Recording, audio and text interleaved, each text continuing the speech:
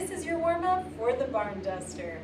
We are going to start with a knee raise, bringing it up to the chest, and then give it a little hug, pull it in. Don't force it, just kind of warming up the joints and the muscles. We're gonna do this 20 times per side. So be really intentional as you lift. You can even think about exhale, lift. We're pushing through the big toe of the standing leg so that we're not feeling off balanced as we do this one. After we do that one, we are gonna start our hip cars. So if you wanna hold on to something for balance so you're feeling like you can focus on the hip joint and not try and balance the entire time, that would be advisable. However, if you don't have anything next to you, you can still do these without a problem. So we're gonna lift up like we're playing hacky sack, then we're gonna bring that leg out to the side.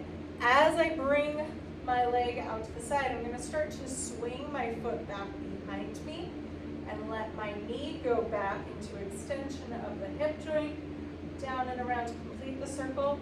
Then I press that knee back, bring it out to the side. Again, as I start to come out to the side, I'm letting my foot swing through, coming back to hacky sack and starting over. I'm gonna do 5 per side. I'm trying to stay pretty still with the rest of my body, which is why I recommend holding on to something so that you're not finding yourself shifting here, because it's not about the rest of my body moving, it's about what can I do from my hip joint. So after 5, forward and backward, I'm gonna switch over, do the same thing on the other side. Now I'm gonna go into my knee cars because I'm gonna be using my knees a lot today. So my toes will turn in, I'm gonna bend my knees, turn my toes out, straighten my knee. Turn the toes in, bend, out, straighten. I'm gonna do that 5 times. Then I'm gonna keep my toe out. I'm gonna bend, toe in, straighten, toe out, bend, toe in, straighten 5 times. I'm gonna hold here and we're gonna go 10 big circles from my ankle joint. So not just going quickly, I wanna be really intentional. How high up can I get my toe towards my shin? How far out to the side? How much can I point? And then out to the side the other direction, back to upward. So I'm gonna go 10 one direction, 10 the other before I switch over and do my knee cars on this side. 5 for knee cars, 10 for the ankle cars. Once I finish that, I'm gonna get some thoracic rotation because on my bike, I'm gonna wanna look back behind me sometimes. That shouldn't all be coming from the neck. I also need my thoracic spine to be able to rotate to look back. If I'm stiff there, I'm depending heavily on neck rotation. So for thoracic rotation, I'm gonna lift my knee. Here we go, more balance work.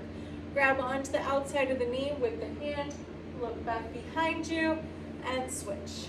We're gonna do about 10 each direction just to warm up that thoracic spine before we go into thoracic cars. I'll bring my feet wide, hands across the shoulders, tuck my rib cage in, bring it over towards the left hip, laterally bend towards that left hip, open my rib cage up towards the sky without my hips dumping forward. So this is really about that rib cage. And then I'm gonna laterally bend to the other direction, tuck in towards that hip bone, and complete the circle. I'm gonna go 5 one direction, 5 the other direction. The wider my feet are, the better, because if I have my feet closer together, it's really easy for my hips to get involved. Whereas if my feet are wide, it's easier to target right through here. After I finish my thoracic cars, I'm gonna get into my neck. So, chin to chest, look over at my left shoulder, left ear to left shoulder, look up at the sky, right ear, right shoulder, look down at that shoulder and complete the circle. I will go 5 circles one direction and then I'll change to 5 circles the other direction. Believe it or not, you're gonna use your shoulders on that bike, so let's warm them up. We'll go into double shoulder cars, taking both hands out in front of us as far as we can, and then we'll take them back, trying to reach back behind me as far as I can without my spine getting involved. So my spine stays tall, reaching back when I need to, I start to rotate around, down, and to my hip. Then I press up as far as I can without pain. Rotate, bring it up and around. So this is a great one if you notice that you have pain.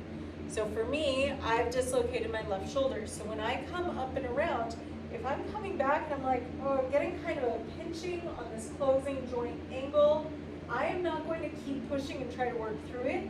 I'm going to come out to the side where there is no pain, and I'm gonna work around that pain so that I'm not making it worse, okay? Keep that in mind. Now I'm going into elbow cars because I'm going to be jarring on my gravel ride. So palms up, come up, palms away, and extend. Bicep curl with palms up, hands away, extend. I'll do that 5 times, then I'm gonna change directions. Palms down, bend, palms up, extend. 5 times this direction. Now I'm going to go into wrist cars. So wrist cars, I wanna make sure you're doing this right. If I had something on my forearm, I don't want it to fall. So when I come around for my wrist cars, I am keeping my palms or my forearms up towards the sky the entire time. So a lot of people start moving from the elbow joint and watch how my hand kind of rotates around and my thumbs up and down and all over the place. I want to keep this stable, so I'm just moving from the wrist, okay? That is the only thing that should be moving. If I was holding 2 golf balls or 2 tennis balls, they would be pointing towards the sky the entire time. So I'm gonna go 5 one direction, 5 the other direction. After I get into my wrist cars, I get to go into roll downs. So inhale, sweep the arms overhead, come into slight back extension, looking up towards the sky. Exhale, tuck the chin, start to roll down 1 vertebra at a time. Let your body get heavy, starting to hang. Once you get down to the feet, you'll roll back up 1 vertebra at a time. Take your time with these, don't rush it.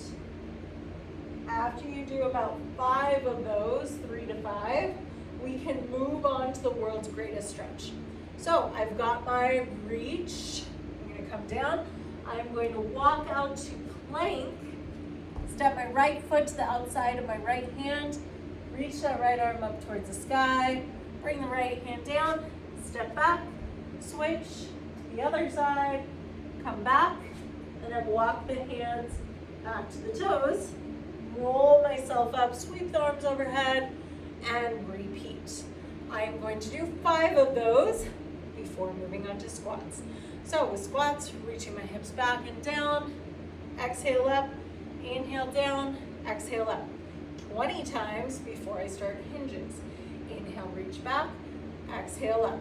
Notice the hinge is a lot different than a squat. A squat, I'm dropping down. A hinge, I'm reaching back. So as I hinge today, I'm gonna inhale, reach my arms forward, hips back, exhale, lift. As I lift, I wanna think about squeezing my butt. As I reach my arms, I wanna keep the body weight in the whole foot, not rocking back to the heel. So body weight stays in the whole foot. I am going to do 20 of these before I just hold for 30 seconds. After holding for 30 seconds, I'm gonna inhale, lower, exhale, lift. For Ys, 10 times, 10 Ws, 10 Ts and 10 Ws with my elbows bent like a cactus or a goalpost. From here, I get to go into an active hamstring stretch. So my heel will be down, my toe will be up. I'm gonna reach, come up, switch, reach, keeping my spine tall. Lastly, I am going to go into standing cat-cow. So I'm going to let my shoulders come forward and then pull back, come forward, pull back. You can also do this if you prefer here. I like this one a little bit more because it creates a closed chain. So I feel like I have a little more control over it. After I get into this one, I do want to work that lateral stretch. So I'm going to open up on one side as I reach, come back, switch, side to side. We can do about 5 of the cat-cows in the frontal plane, so flexion, extension, and then 5 of the lateral cat-cows per side. Enjoy, have a great time riding today.